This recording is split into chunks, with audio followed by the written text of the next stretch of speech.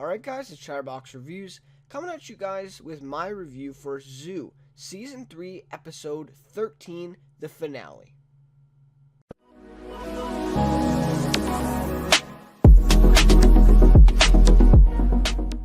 So, yeah, I'm going to be honest about this one. It was disappointing. Honestly, I thought, this show, it really did pick up some ground here.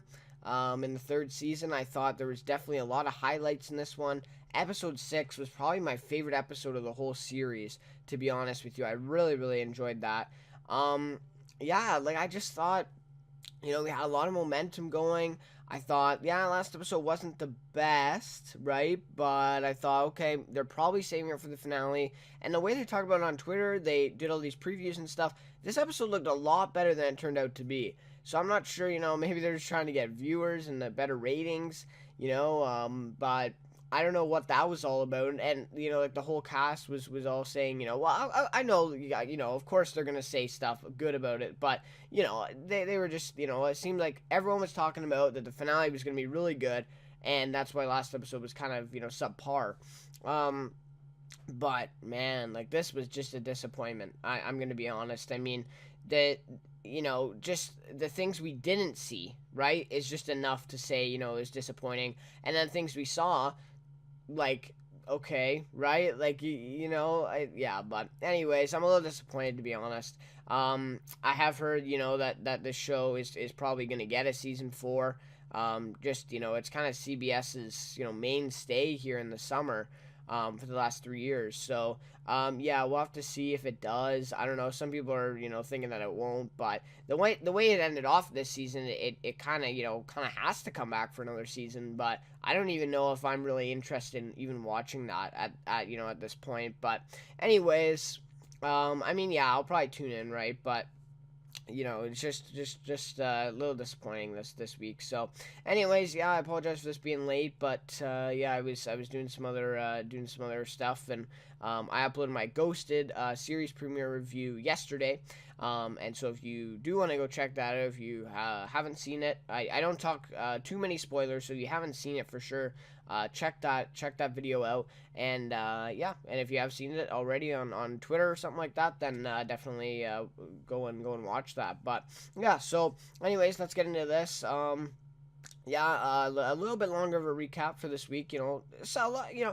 A lot of stuff happened. Just the relevance of some of it and the importance of some of it, is just kind of shady. But so anyways, let's get into the recap, and then in the end, I'll share some of my thoughts about the overall season a little bit, and, the rating, favorite character, typical stuff. So, so basically this one starts out, Mitch basically tries to figure out this dead man switch on that computer. So they're, kind of settled in at the IADG barrier, building sort of compound there. And so, he kind of figures out cutting the power won't work, so he has to basically redirect the power for all these beacons. They have 14 beacons on right now, and I think it was 12 beacons on. There's 13 in total, and one, which is in St. Louis, is off, right? So, that's not on yet. Now, I don't know why it wasn't on either. It didn't really explain that, but just kind of weird, all other 12 are on, but that isn't. Just kind of weird. But anyway, so so then he figures out he has to divert the power somehow. So once everyone kind of looks away and he's kind of alone there, Duriel is sitting beside him, but she's kind of focused on her own stuff. We see this prompt come up, are you sure you want to execute this command or something like that? And he decides to. He presses enter, and he basically sends the command to divert all the beacon power from all these other 12 beacons to the St. Louis one, which is located in the middle of the country, right? So, pretty crazy decision there, right? And I mean, the plan works, right? It turns off all the other beacons worldwide, and that's cause for celebration. But there are huge consequences to putting it to St. Louis, and one of the main ones is their safety there at the barrier, because they're the only thing stopping the hybrids from getting, past, I think it was like Colorado area, California, like there, right on the West Coast. So they're the only thing stopping the hybrids from getting past. So yeah, huge consequences for this decision, and this decision basically plays out for the rest of the episode. This was kind of what sparked this episode. Um, so then Tess and Abe are looking out for Jackson on that lookout from the barrier compound there. And this was actually well done. I thought the effects in this episode were great, even with the plane. They aren't usually, but for this episode, I felt like they did a good job. I will admit that was one of the really good positives of this episode. But yeah, so they they see these big clouds of smoke all of a sudden, basically like moving towards the barrier and pretty fast too. Just all of a sudden, and then we see lights, of an RV coming out of the clouds, and we see Jackson is in this RV, and he comes driving through the clouds then, and Sam is at the back of the RV, injured and kind of just laying there. So, Tess tells him to open the gate or whatever, and Jackson gets in safely into the gate, and then they take Sam to the infirmary, and then we see a moment, where Jackson says, you'll be fine or something like that, and kind of comforts Sam a little bit, right? And obviously Abe and Tess don't know the truth, so right, so they're kind of getting curious about why he's treating him like that, why he would even bring him back. And I think we did see some facial expressions from Abe in that, kind of surprised, right? But yeah, so that was interesting. I thought that was a little weird, like they let him in, and then a bunch of the soldiers went outside after he got in. Like, what are you doing? Like, just get in and close the door, right, as soon as you can, right? Obviously, I guess they didn't know that the hybrids were there, but Jackson does say it right when he comes in. So, basically, the hybrids were in these clouds of smoke, right? They were causing the smoke because they're, all, sort of galloping towards this barrier at the same time. So that was that. So then Abe gives this serum to Clem's baby, and he says it's to restore some protein or something to help the human reproduction thing with the baby. And the only way they can find the cure for sterility is to have this thing in the baby or something like that. It was a little confusing, but basically, you don't really have to know a lot of science. They tend to explain a lot of stuff in this show, right? So basically, yeah, they just need it for the cure for sterility. So he says he needs to administer the baby with it every 8 hours. So he, has 3 doses, so every 8 hours, 24 hours in total. And then this baby will be, prime for, extracting, I guess, a sample from it to help, the cure for sterility. Yeah, right. The baby has to be there for Abe to actually administer it. And of course, that comes back later on in the episode. So then, of course, after Abe then gives the serum then to Clem's baby, he kind of walks, because they're already in the infirmary, right? So he kind of walks over to Jackson, who's sitting beside Sam there on the bed there, and obviously Abe's wondering, why did he save him? He goes over, asks Jackson, why he saved Sam after, what he did, after he found out that he's working for Abigail and stuff. And then Jackson drops the news. He decides to tell him. So Jackson says, that Sam is his son, Connor Oz. And, pretty crazy moment there for Abe as well. They've been best friends, for a long time. And Abe thought his son was dead as well. So, so basically he shows Abe the blanket because Abe's, doesn't trust it at all at first, right? He's a little suspicious of it. But Jackson shows him the blanket and the picture of him and his wife with Connor. So that was nice to see that picture. We didn't see that last episode, or if we did, I missed it. So that was a cool thing as well. And that explains, obviously, why Sam is black and Jackson is, pretty, as white as, as white as they come, right? So that makes more sense, right? That his wife was actually black. So, yeah. That kind of adds some context to it, and I don't know why they didn't show that picture last episode. That would have made more sense. Would have erased all doubt that we had that it was even his son, anyways. So yeah, I don't know, but we saw the picture and Abe sees it. Obviously he then believes it, Then Jackson says, tells Abe that Abigail wanted him to watch Sam die all over again, and that was sort of like her big plan. Obviously Abe, feels for Jackson a little bit, and now, he recognizes why Jackson saved him. So I thought this was a good moment between the two. We always see these, scenes at least probably once a week between Abe and Jackson this season. Just kind of going back to how they were in season one, and it's great to see. Really, I really like the dynamic between the two, and it's just nice to see Jackson being honest with Abe, right? Not holding this in, and having a true friend like Abe that he can tell that information to, and this is a big thing, right? So yeah. Then the team goes to the barrier. Now, I'm not sure what this team is. They had a lot of team names in this, like Echo and Alpha and a bunch of stuff, but I'm not sure which one this was. I'll just say Echo Team because, yeah, I think it was Echo. I have no idea. But anyway, Echo Team goes to the barrier.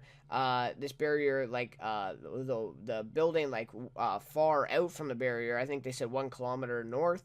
To get a chip with the signal data from the St. Louis beacon. So they basically, can give it to Mitch, and he can, try to figure this out now, how to disable the St. Louis beacon, because now, all the attention is being drawn to this one beacon. So this team barely gets out alive, and they end up, coming to the IDG. They're able to deliver it to Mitch. And also, this is when we learn that all these Razorbacks are, all at the hybrid walls, or not the hybrid walls, the barrier walls at this point, and, they're trying to get to that St. Louis beacon, right?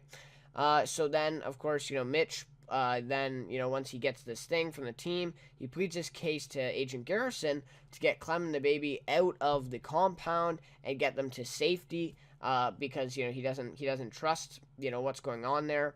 And he thinks, it might fall, and, he cares about Clem. So Garrison then agrees and sends her basically with an evacuation team, which is actually led by Logan, which we find out a little bit later on in the episode, right? But yeah, so he basically agrees to it.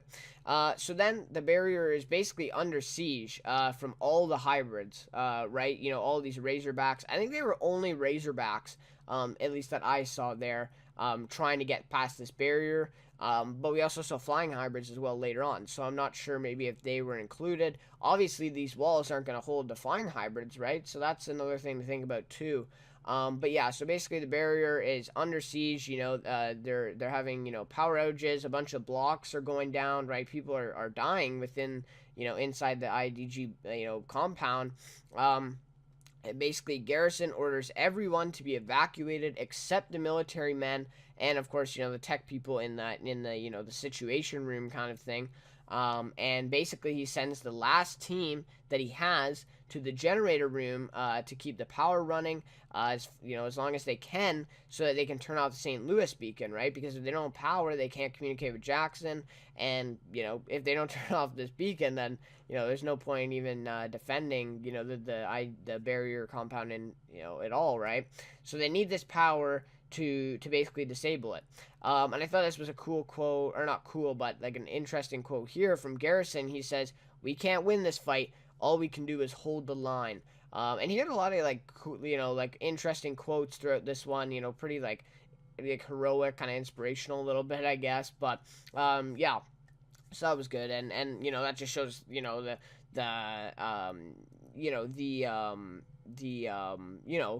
desperation, really, right, of that time, right? He says, we can't win this fight, right? All we can do is hold the line. So I thought that was, really, really true. So then Mitch finds out that there are actually 2 frequencies coming from the beacon, and he finds this off that data from that chip that the team got. And yeah, so he finds out one is from Jackson and the other is coming from Abigail. So, Abigail took Jackson's frequency a few episodes ago, so that's what she used for these. So then Mitch figures out that Jackson is the only one that can get past basically the beacon's defenses, which is, a bunch of sound waves and like a, kind of like a barrier in itself, because he is actually in sync with the beacon's frequency. So that's what Mitch says. So then, he gives Jackson a device to attach to the beacon so that they hopefully can get remote access to the beacon and so that they can turn it off, right? And yeah, so he kind of figures this all out. And Jackson, he's good, he's game for it, and he decides to go. Even though now Mitch, he says, yeah, you can probably get past Bean's defenses, but it'll still hurt like hell, I think he says, right? So, obviously some consequences there, but Jackson, being the hero that he always is, he, volunteers to go. So, then the team that was guarding the generator room basically reports back, that they're losing the fight. We hear like screams and a bunch of growls from these Razorbacks and stuff. So all these Razorbacks are getting in the barrier compound slowly, right? And going, going basically block to block and taking out, all their people. And yeah, so basically they're losing the fight, and the power is probably about to go out if they lose the room there. So Agent Garrison makes the decision. He sends every able body, basically except Mitch, down to the generator to defend it. And I thought, a very heroic thing to do. He made all the right decisions in this. Yeah, he has this contingency plan or whatever, but he just made all the right decisions as a leader in this episode. And yeah, I just really liked his whole leadership style in this as well. Really saved basically the whole compound at this situation. So then we kind of see Mitch alone there for a little bit, and then Jamie kind of comes back around the corner and comes back to Mitch, and then she says, "The last time I left you alone in a hybrid attack, I didn't see you for 10 years." So I thought that was kind of a funny quote, and so true, right? I mean, definitely true. So she comes back, keeps Mitch company a little bit. And I was kind of worried there because Mitch kind of looked a little weary when he was left alone there. So I'm glad Jamie came back. So then this was a great scene here to see Abe and Dariella working together to beat off these hybrids. So yeah, I really enjoyed this scene then with Abe and Dariella. Like I said, they basically work together really well in this scene, and they're basically just shooting down as many hybrids as they can, as they come charging in. And even at the beginning there, Dariella saves Abe from being attacked by that one hybrid. So yeah, it was just a good scene there. And Garrison also helps out too. He's there with a bulletproof vest. I thought that was kind of funny. What is that going to be good for in a hybrid attack? But yeah, I thought it was kind of funny. And yeah, so I just thought, great bond between Abe and Dariella in that scene, right? Dariella even becomes the hopeful one. When Abe, starts having his doubts about, seeing Isaac again or something, which we don't see usually. He's usually the glass half full guy in this series, or in this season at least. That's kind of been an overall theme. And now, he's kind of, doubting a little bit, and Dariella is the hopeful one. And, so they kind of switch roles there. And I thought that was a powerful one to see both of them. And, that's just kind of people they are, right? Like, they fight, for people, and they're heroic people. So, yeah, that was really a good scene there. So then Clem and Logan, and this was a big scene in the episode too, so very surprising. So Clem and Logan then are driving in this Jeep to the safe zone, where they hopefully can get away from all these hybrids coming at the barrier compound. So yeah, it was a great bonding moment between the two. Logan looking out for Clem and the baby, and really just there for her. And she says, thanks for being there when I was living with you and Jamie. So we know that there's some past to that as well. And he also then talks to her about the name of the baby, right? And that was a really recurring question and theme in the last 2 episodes. Maybe is it 2 or 3? I think there may have been 3 episodes even, where that question is arises. What are you gonna name him? What are you gonna name him? And that's kind of like an overall theme. It's come up a lot. I'd say at least each character's asked Clem at this point what they're gonna name the baby. So, and she doesn't know yet, right? So yeah, we'll have to see where that goes. Obviously, we're not getting the name this season, but maybe next season, if there is one, right? So yeah, so basically they're kind of just bonding there in the Jeep. And then all of a sudden, a hybrid bird comes out of nowhere and smashes into the windshield, basically. And Logan's able to, kind of shoot him off the vehicle there. But then all of a sudden, one comes down and tears off the driver's side door and actually pulls Logan out of the Jeep. And this was a really gruesome part here. And then he's just up in the air a little bit. Clementine's kind of weary, he doesn't know what's going on, and then all of a sudden Logan's body is thrown back down and just lands on the hood of the car, and he's just there. And wow, I mean, like, that's insane. I mean, I get he's dead. right? At that point, Clem says it later in the episode. I don't know if I'm completely convinced they've done it before with Zoo, right? That people are still alive somehow, some way. But yeah, I'm not totally convinced, but she says he's dead, and so yeah, if he is dead, this is a crazy death scene, right? And I have to say, I kind of like sort of predicted this because I said back in like episode 6 that he was gonna leave the season or whatever, we wouldn't see him again. Not true, but but he did die in the finale, so I guess we won't see him past this season. I don't know. I was kind of right. I was kind of right. I'm counting that as like maybe a half a prediction, but anyways, I'm just joking around. But yeah, so basically he basically dies in that scene there where the hybrid takes him. So then Clem's left alone. She's kind of panicking, of course, and she gets in the driver's seat, and she's trying to start the Jeep, and all of a sudden her head is basically hit taken, hit against the steering wheel by none other than Abigail. So Abigail is back somehow. Like, man, I don't know. But basically, Abigail knocks her out, but Clem ends up seeing her just before, she kind of, passes out. And then also Abigail takes the baby from the back seat. So that was a big deal as well. But yeah, like, I don't know. The Abigail thing is getting really old really fast at this point. And the fact, yeah, I'll get to it a little bit later, but yeah, I mean, just to see her there. I actually didn't expect her, though. I thought, maybe it was going to be a different character. Maybe they're going to introduce a little bit of storyline for a new villain now, because I thought Abigail was dying this episode, but she didn't. So, but yeah, so anyways, that's what I thought, but yeah, I wasn't surprised when I saw her face.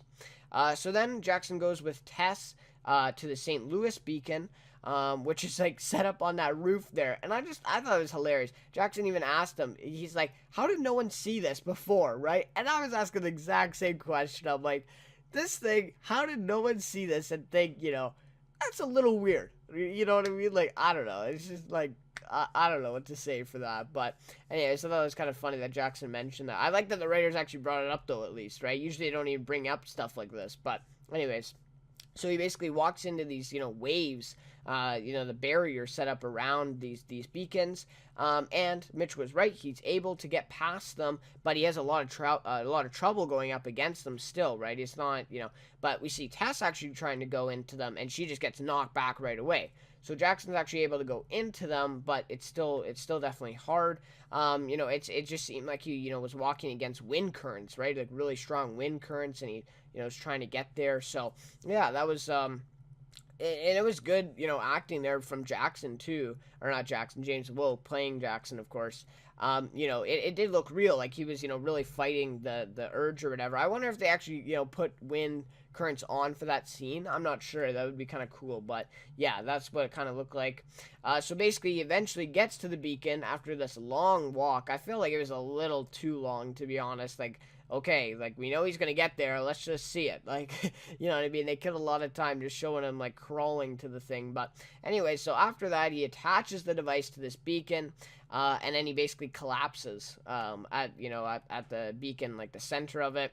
And luckily, Mitch is able to get the signal back at the IEDG, and finally get remote access of this beacon, and then pretty quickly he's able to turn the beacon off in St. Louis. So yeah, I thought that was great thing there. Jackson kind of saved the day, and Mitch kind of covered his own ass, really, because he's the reason that the St. Louis beacon was a problem in the first place. So so the beacon gets turned off, and then we see Abe, Dariel, and Garrison and the other people down there in the generator room go after the retreating hybrids to kill them. And I thought this was a great scene, to see them actually going after these hybrids retreating, not just leaving them. And Garrison was the one who suggested it and led it, and he says, we got the advantage, people, let's use it. And then they went full speed ahead and just trying to take out as many hybrids as they can, right? Less for Abigail's army, of course. So yeah, I thought that was cool the way they did that. And yeah, so then basically we see this scene where the soldier actually is embracing his dog that died. And we see it earlier on in the episode, actually, where he, talks about his dog being hurt or something like that.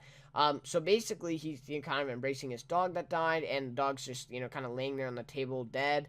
It was a heartfelt moment, I guess. I didn't really feel, a lot of emotion and stuff, right? But I guess, I don't have a dog, right? So maybe I don't get that. But anyways, it's, heartfelt moment, and he basically takes the collar off of his dog and, kind of looks away, kind of reminiscing, right? Thinking of some memories and whatever.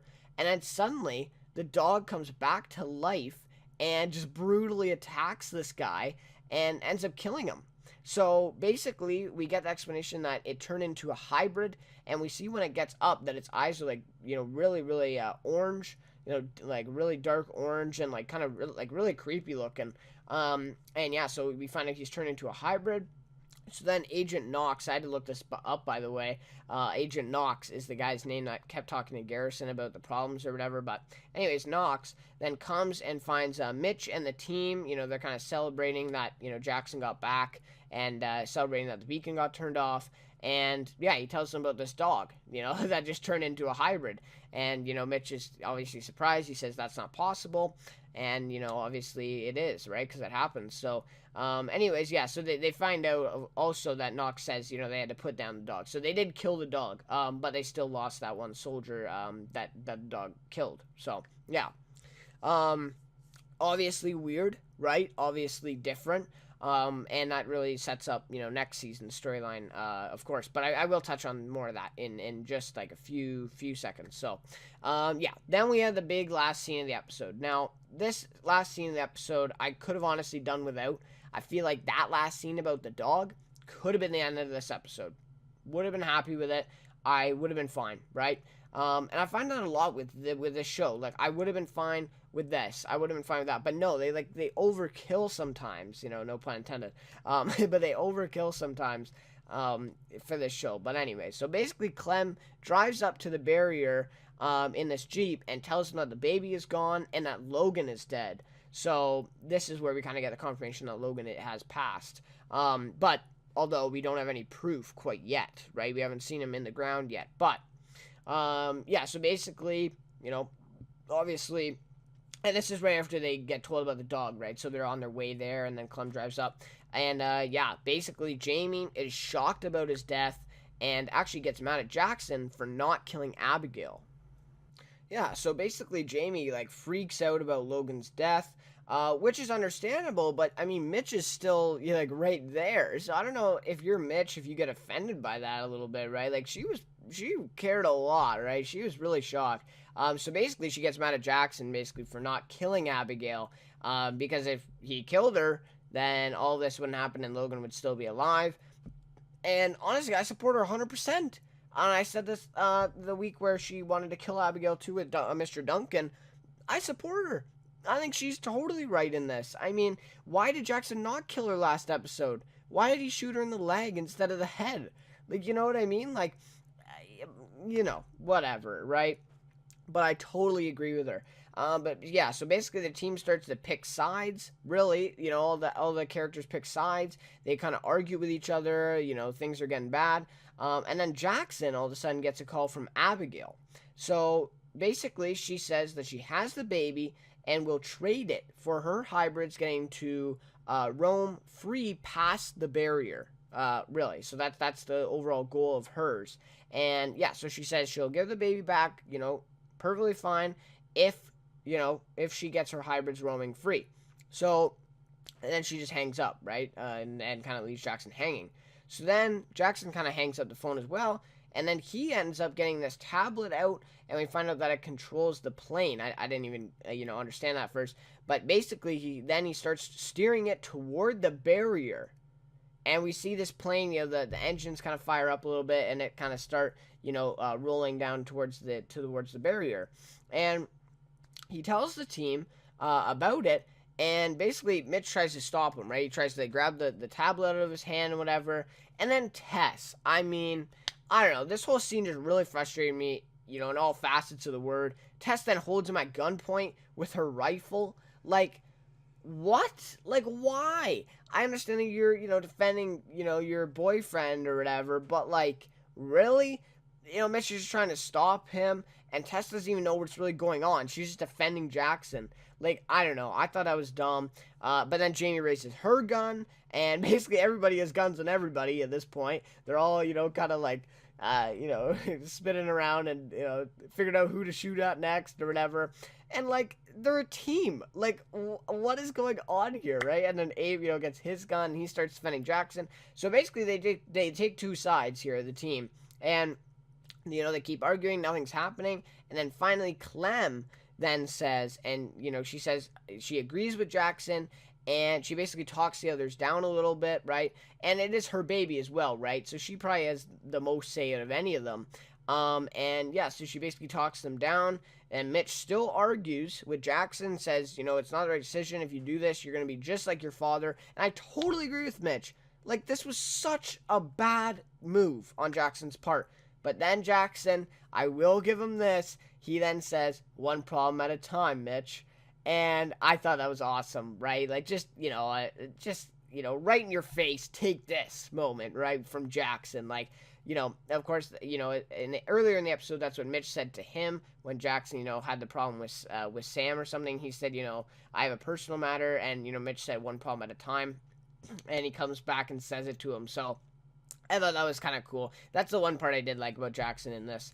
Just a kind of badass, saying that back to Mitch. And yeah, so basically then he says that, and the plane comes crashing in to the barrier, basically destroying it.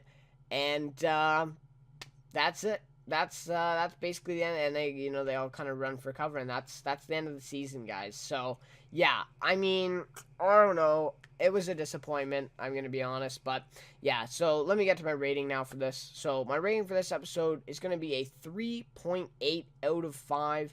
And honestly, yeah, it's low, but I feel like it's deserved. I mean, the ending of this. So let me just talk about the Abigail storyline, okay?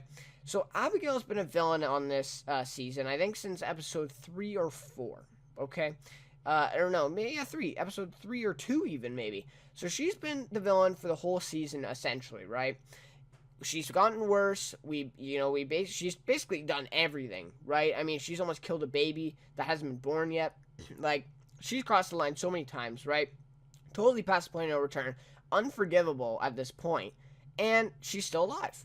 Now, this finale I go into watching and I say, okay, the end of the season, finally we'll get to see Abigail die. And it's going to be a satisfying scene, and that's probably going to be a really highlight of the season. And we didn't see it. And I was looking, I'm like, okay, there's 5 minutes left. She could still die, right? We could have a good scene here. Okay, 3 minutes left. We may not. 2 minutes. Can they do it in 2 minutes? 1 minute? I don't think this is happening. And we didn't see it. We didn't see her die. And I thought that was going to happen for sure, right? And I don't know. I was just disappointed with that. I don't know how they can continue her storyline on. It's just getting old, Like, yeah, she's a villain. She does everything. She's ruthless. Like, we get it, right? I mean, I don't know. It's just way overused, I think. And yeah, I'd be okay with it if she dies either in the premiere or episode 2 or something. Right away, just kill her and then start with a new storyline. Because in my opinion, that needs to happen, right? For us fans, we want to see the villain defeated, right? We don't want to just see her, roam free for the next 2 seasons. So anyways, yeah. I just thought a lot of stuff was uncharacteristic. Not a lot, but a few things were uncharacteristic. Like Mitch diverting the power to St. Louis. I just thought that was totally uncharacteristic. Like, that's just not something Mitch would do. And we've seen him for 3 seasons now develop that character. And that's just not something he would do, right? And then again with Jackson, conceding to Abigail, right? And giving her what she wants and getting this plane into the barrier, breaking it down to get the baby back. That's so not what Jackson would do. Like, he's literally the one and only character, maybe Abe, the one and only character that I would trust not to concede to Abigail at this point, because he knows what she's capable of, and yet he does it. Like, he agrees to this deal with her. He basically makes the deal with the devil, right? That's it. So, I don't know. Like, I thought that was totally uncharacteristic. I feel like the writers, yeah, okay, I got that storyline. Then make, like, Dariella do it or Tess do it. Why is Jackson the one flying this plane into the barrier. Like, I just don't understand. It doesn't make any sense for his character at this point. You know, like, all the stakes he has now with Sam being his son, like, I don't get any of that. So, and Logan dying, it was a surprise. Yeah, he was one of my favorite characters, and it's sad to see him go, right? But I can't really judge on that, right? It was a surprise. It was a character death. But then a question rises again, why is he dead and Abigail's not?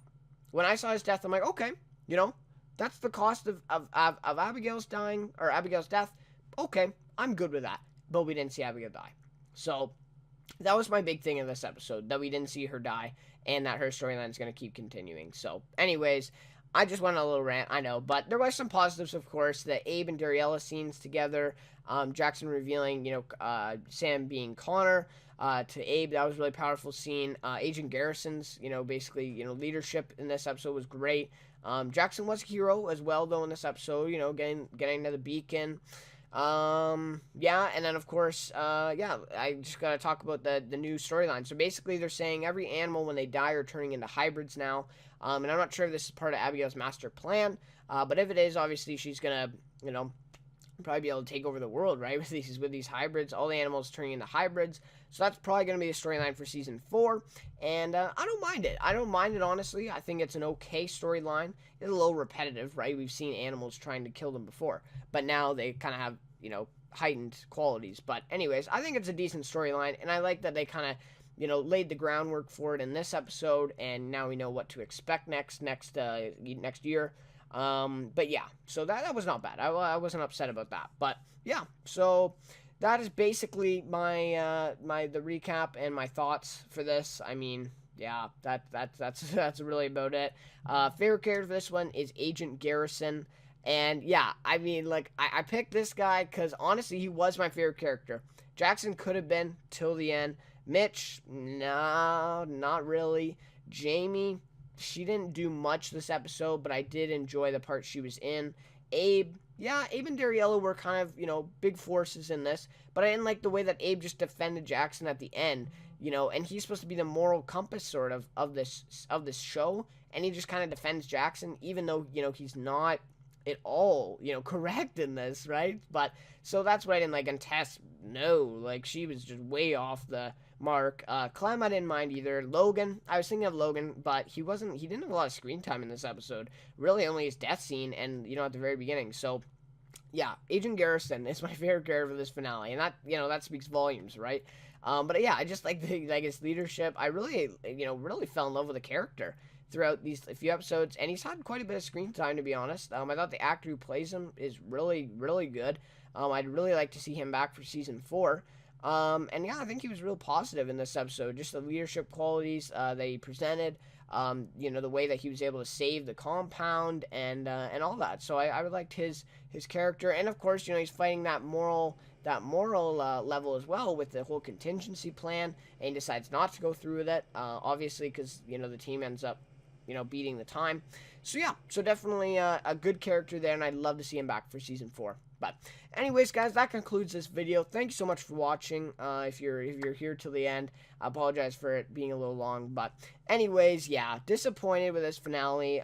Season 4, we'll have to see if they get it. I think they will. This is, honestly, like I said, this is CBS's kind of mainstay in the summer on Thursday nights. It's been on Thursday night, for 3 years now in the summer.